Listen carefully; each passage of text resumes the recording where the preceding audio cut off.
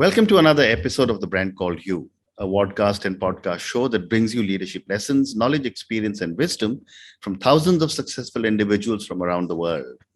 I am your host, Ashutosh Garg, and today I'm delighted to welcome a very accomplished professional turned entrepreneur, Mr. Subodh Sharma. Subodh, welcome to the show. Thank you, Mr. Garg. It's a pleasure being on your show. Thank you. Subodh is the co-founder of PinkWoolf, which is an indulgent shaving and skincare essentials brand. He was earlier with Williams, Lee Tag, Genpact, and other companies. So, Subodh, let's start talking about your journey. But before we get to PinkWoolf, after an amazing corporate career, what made you become an entrepreneur? So, a couple of things. Corporate career was great, absolutely fantastic. It made me learn a lot of things. I met really exceptional people, and so on. The last few years of my life were spent, devising new innovative solutions for customers and implementing them as well. So that was the great part. But I think over the last 10 years of my career, a small itch had started to develop in terms of trying to do something for yourself. Right. We had a few adventures in between, but the PinkWoolf started shaping up after I went through a few skin issues, and then we realized that this is probably the time and the place to start a men's grooming brand. We obviously did not have a PinkWoolf in mind. We had a notion around men's grooming, and so we said, let's take the plunge. Very interesting. And what is the story behind the name of PinkWoolf? The essential story is that when we started off, one of the things we were addressing or trying to fight is the stereotypical notion that men don't need skincare, or men don't need to take care of their skin or any grooming or other things. Right. It's only women who needs to do that. So PinkWoolf started off as being an iconoclast. We wanted to break a tradition or break a stereotypical image to have, because men and women both need care for the skin. I have a son, I have a daughter. The amount of time we spend on my son's skin issues or my daughter's skin issues are pretty much relatively the same. So Pink to us represents the softer side, which is the values, the culture, the tradition. And Wolf to us represents the harder side, which is the strength and the intelligence. Combine them together, and it makes PinkWoolf, a brand focused on men's grooming. Amazing. So when you look at your journey as an entrepreneur, what have been some of your challenges and learnings as you have started to scale up? Great question. Before that, one of the key things that has happened is in my 22 years of corporate life, I've had the fortune of being under great managers who were actually respect whatever you wanted to do. So I behaved almost like in a process-driven environment. I behave like an entrepreneur. Right. So getting PinkWoolf off the ground in terms of taking care of nitty-gritties like packaging and doing it yourself, or getting all the small issues sorted out was not an issue. But we came to a point where we just didn't understand the digital world or the social media. And that's been the biggest challenge for us in terms of trying to scale up PinkWoolf.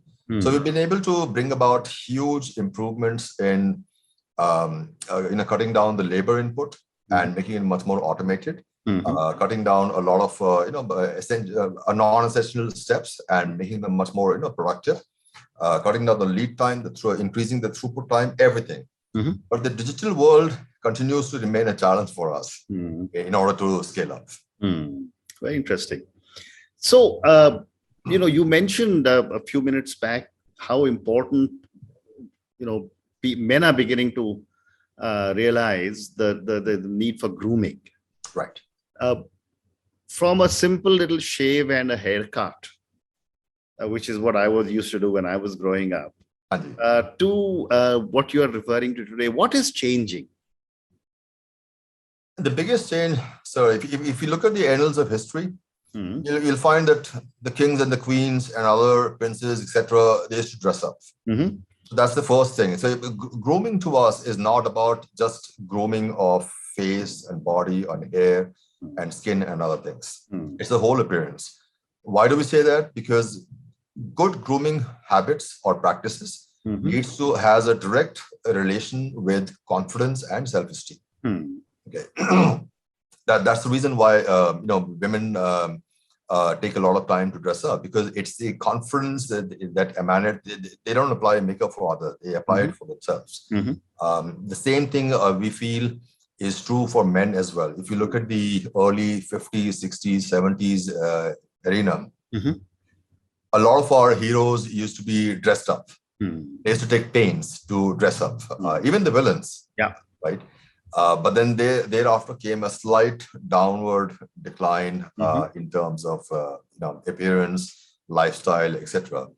But now what has happened is that a lot of people have begun to take notice that there is definitely a relationship between what you do and how you feel, and that's the correlation we are trying to derive at. Today, if you look at the people who are over 60, I mean, they are impeccably dressed, impeccably. Even for a normal morning walk at 5:30 in the morning, they will be, properly dressed, and many a times I see them even shaved by that time, and that's amazing. Well said. Well said. And when you said that the Bollywood heroes used to dress, and then you said there was a little decline. What you're still referring to is a good shaving cream, maybe a good aftershave, maybe some kind of an oil for your hair if you have hair. What are some of the products that PinkWoolf is working on? So while we work, launching a product line is, I think, fairly the easiest thing for us. We have our regimen, 7-step regimen, so to say, consists of 4 steps, which happen for a man in the morning, which is the pre-shave. You apply the pre-shave oil before you start shaving, which helps reduce and eliminate razor burns and all kinds of shaving irritation. Then you go on to making lather with our most best-selling product, which is the shaving cream, followed by the shaving soap, and you use really good shaving brushes, whether they're made of synthetic fibers or boar bristles. And then you shave with a safety razor, a single-edge, double-edge safety blade. And then you apply an aftershave. So that's the 4-step routine. So what we are thinking is a man will shave inevitably every day, right? Before he goes to work. When he steps out, he's got the choice of moisturizing sunscreen as well, which is SPF 30, which I play tennis and I play golf as well. I apply that, and all of these products have come from our own personal experiences. So it's a matte finish, very highly moisturizing. You go to work, you come back in the evening, and before you watch your TV, you play with the kids. And then before you decide to retire for the day, you cleanse yourself with a no soap face wash, which is in 3 different fragrances: neem, French green clay, and then almond saffron, goat milk, and then the last one is Moroccan clay and oud and sandalwood. The reason we made these as clay based is because it's natural. So it's just imagine yourself at home. आपकी नानी या दादी ने आपके लिए कोई उपटन या कुछ लेप लगाया है, and so your skin still feels alive. It doesn't feel stretchy or dry after using it. And then before you go to bed, you apply the night cream, the ultra recovery night cream, and the next morning your skin is back to shape, and you can continue with the shaving part once again. Amazing. What an amazing array of products. And I must mention for our viewers and listeners that I've been using your PinkWoolf, the little round shaving thing, because I've always used a brush and a razor, and these are both outstanding products. Thank you, Mr. Gaur. So moving on, in a very highly crowded market for grooming products, what goes into building a brand? So Great question, Mr. Garg. I mean, we've been thinking about it for a long time. I think we came back to our fundamentals, which is when we were thinking about PinkWoolf. We've got to put ourselves in a silo and do what we think is right from our perspective, from our own experience and our own formulation. If I just take a simple example of any of our products, they are deeply moisturizing. They also have very subtle fragrances. They're not heavily laden with synthetic fragrances. And the reason they are that is because I went through issues about 12 years ago, which led to the shaving irritations, the razor burns, and the ingrown hair, and so on. So one of the first things that we had in mind is we will make products which are deeply moisturizing, which eliminate shaving irritations, razor burns, and dryness. So that's the sequence which runs all across our entire product range. So that's what we think is what we focus on. Then there's the part about the competition. Should we look at X doing Y and Y doing A and so on? We did fall into the trap, and it's human nature. We did fall into the trap, for a brief while in between, and we realized that it's not helping us. Okay. So we came out of it, and we continued focusing on making great indulgent products for men, and now even some women alike as well. And that's what gives us the strength. Our strength is superior products. So we focus on that. So another thing that when I was reading about you was fascinating was that you are focusing, first you've halved the market by focusing on men. Then after that, you have even reduced it further by focusing on the face of the man. What about the rest of the person, the rest of the man, and the rest of the market? Sure. Actually, I'll point out another L3 definition over there. Okay. Within the face itself, we focused on shaving, as you said. Within shaving, we focus only on wet traditional shaving. Amazing. So there, so we made it as narrow as possible. I think one of the things I learned during my corporate career is, whenever faced with an issue, narrow it down to the last minutest variable possible. Correct. Okay, and then a solution will start emerging from it. So we focused on wet traditional shaving, and we established, we had a hypothesis. People who had traveled abroad, people who had used shaving creams and shaving soaps from outside India, quality products, and the people who had disposable income in India wanted to try out something new. People who were most innovative or adventurous, and we found that our assumption, it actually worked. So then we started expanding. How can we now go upstream, downstream, and keep on expanding this. But still, we continued focusing on face for some time. It's only recently that we have launched a few supplementary accessories for hair and body. Okay. And step by step, we are now launching other products as well for for example, the body, the skin, hair, and so on. But one of our driving motives has been that the fastest way the fastest way ahead is very slowly. So it's a contradiction of sorts. Correct. But the benefit that we get, Mr. Garg, is I think we get a very strong footing. Very interesting. There's another perspective that I wanted to get from you, and which is that,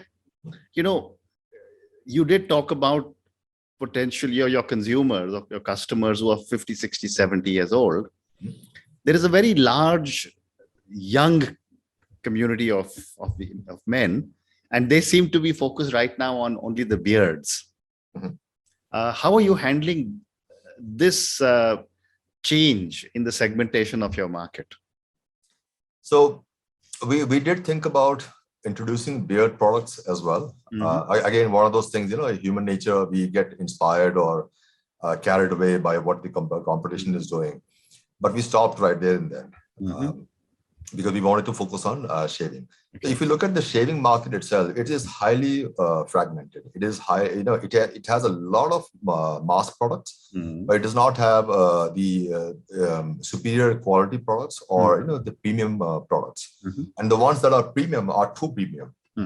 So our point has been that we want to launch a men's grooming brand, which we have, which is PinkWoolf. And within that, we will focus on wet traditional shaving and focus on the shaving needs. Beard, what we see is a fad. It started in 2009, 2010, worldwide in South Africa. And then from there, it pretty much carried on throughout the entire world and became a trend these days, which is excellent. When we talk about men's grooming, we're not talking about men's shaving. We're talking about grooming. Okay. There's a shaved face or a bearded face. If you carry yourself to the workplace, make sure it's trimmed. It's not all over the place. It's well kept and you are well turned out. You are well groomed. So at some stage in the future, we will definitely launch beard products as well. And there is very well an argument that we might have lost ground against some of the other well-entrenched competitors. That is true. But then, if that would be the case, then no new company will launch any new product. Oh, absolutely, absolutely. No, I'm personally always a believer that you never lose anything. You just have to get a better product and better marketing, and you can make an inroad into any market. Absolutely. You're absolutely right. Well said. So my next question to you is that, I've been speaking to a few people in the beauty industry around the world, or the grooming industry around the world, and there is a moving towards gender neutral products. People are saying, why should my product be, why should I have 40 products on my dressing table for men and women? Let's start, because skin is skin. Yeah. So I'd love to get your perspective, because you have focused very finely on men's indulgent shaving and skincare. Right. Which is very true. I mean, we agree with that statement as well. We've had a few women reaching out to us for the shaving brushes and shaving soap. I will say that it's been a very small percentage of our total population. Right. But we've also had the same men who buy our shaving products try out the night cream and face washes and the sunscreen, and then complaining 2 weeks later saying that, yaar, ek aur bhej do, TV ne chura liya usko. So we found that the same product, which we made actually keeping men in mind, 26% of our customers are actually women who are using it. Interesting. So that's a huge shift. So when you look at men itself, there are enough scientific studies around which say that men's skin is 26 to 32% thicker than women. I think that's more of a rhetorical, position than a literal position. I think the skin of both men and women are pretty much alike. And there are products, there is a benefit, there's a huge benefit of making a product which is gender neutral.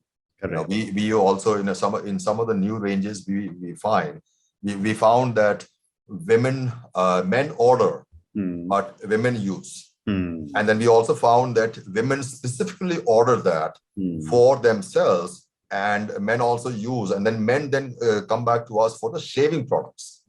So we found both the transactions happening. So in the future, will we make gender neutral products? Absolutely, we will. It's definitely for us. Fascinating. And another question that I've often wondered, I've lived overseas for many, many years, traveled all over.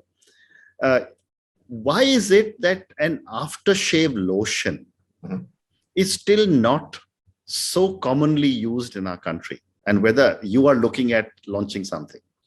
So definitely, yes. I think it's one of those great questions, Mr. Garg. So when we launched aftershave, we studied the skin types across India. And we found that there were 44 skin types. Wow. We can't launch 44 aftershaves. Correct. Right. But compared to 44, let's take a look at South Korea, which has 3 skin types. Okay. So in India, we found that 93% of the skin types were bracketed under normal, sensitive, oily, and dry. Okay. So we made the aftershave balm, which is for normal and sensitive skin. Then we made the aftershave gel for the oily skin, or oily to normal skin. And then we made the aftershave lotion. Now, there's an interchangeability of between the words lotion and splash. Okay. Splash is what is an alcoholic base, like an Old Spice. So that leaves the skin dry. The reason it leaves the skin dry is it has around 2 or 3% plus of isopropyl alcohol, which sucks out the moisture in the skin. Okay. So we made our lotion with a huge amount of aloe vera and cocoa butter and shea butter, so that it is meant for dry skin. Now, coming back to your question, we have the lotion. It's in a cream form. It is meant for dry skin. We are contemplating whether a splash is really required at this time or not. Okay. What has happened in the last, I would say about a decade, is that the splash per se, use of splash per se has come down. And one of the biggest reasons is that people are realizing that it is actually leading to increased dryness. I see. So, I want to have something which is small, which comes out really fast, not thick, and which has higher viscosity. So less amount leads to more usage, and which still leaves the skin, a bit more fresh and moisturized. And that's exactly what we launched for the market then. Fascinating. So Subodh, I have time for 2 more questions. My next question to you is about digital platforms. And you did mention to me that that's one of your challenges. Right. But every time I go to one of these digital platforms, I do see your brand PinkWoolf several times. How are you handling these digital platforms for your brand? As I mentioned earlier, it's been one of the challenges.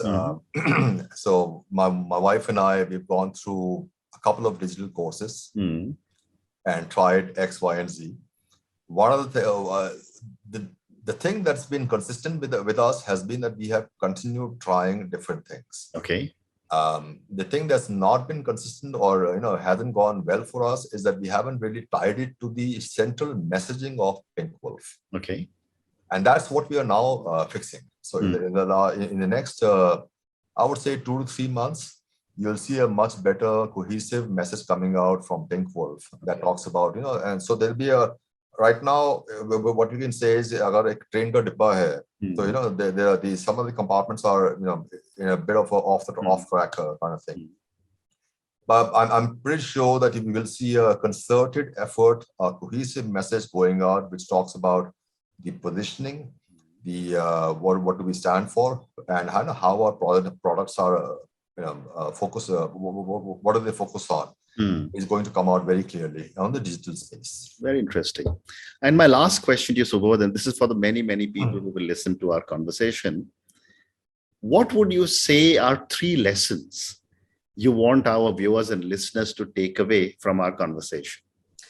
That's again one of those racking questions. So I'll take some time on this, if you don't mind. Sure. Okay. So the simple way I would, I'm actually going to break it into 2 parts, if you don't mind, Mr. Garg, right? And then you can edit it and put it together. Go ahead, please. One is take a chance, take a risk, take a small one, take a big one, or whatever. But I know you will not embark on the road of success if you don't take one. Okay. Number 2 is your education is never complete. My wife and I, we were 48 and 40 when we started off PinkWoolf. Okay. And in the last 3 years, 4 years, we have taken several courses and we have implemented a lot of them. I'm actually a much better photographer and videographer today than I was in my 30s and 40s. So your education never stops. Just keep learning. And the last thing I would tell you is the prepare, and prepare. Wonderful. The first prepare is get your fundamentals right, which means exhaust your entire industry or whatever area you have by studying as deep as possible. The second one is pay so much attention to detail. Everything that's written on your labels, on your products, who's making it, what is the ingredient, what percentage is it, how is the customer, talking about it. if he's living in a particular temperate zone versus a dry zone versus a rainy zone, all of those things. The third prepare is about complete focus on who packs, how is it packed, how will the customer receive it, what is the initial touch point, experience touch point with the customer. How do you follow up through WhatsApp, through personal phone, email, etc. All of those things. So that's the three lessons that I would tell you. Very, very interesting. Can I add on if you don't mind? Sure. You can add one more. The other thing I would tell you is एक हिंदी में वो है रहीमन बस चुप बैठिए समय दिनन का फेर ठीक है जब निके दिन आएंगे बनत न लागे फेर which means have patience. Okay. Just have patience and perseverance, and whatever you have in mind, I'm sure you'll be able to get to that. But just have patience. Amazing. So, on that note, thank you so much for speaking to me. Thank you for talking to me about PinkWoolf and the amazing journey you've had. Thank you for sharing with me your deep knowledge about men's grooming and all the things that you're doing to create your brand across multiple categories. Thank you again for speaking to me, and good luck. Thank you so much, Mr. Garg, for your time. I wish you the very best. Thank you. Thank you for listening to the Brand Called You videocast and podcast, a platform that brings you knowledge, experience, and wisdom of hundreds of successful individuals from around the world. Do visit our website www.tbcy.in to watch and listen to the stories of many more individuals. You can also follow us on YouTube, Facebook, Instagram, and Twitter. Just search for the Brand Called You.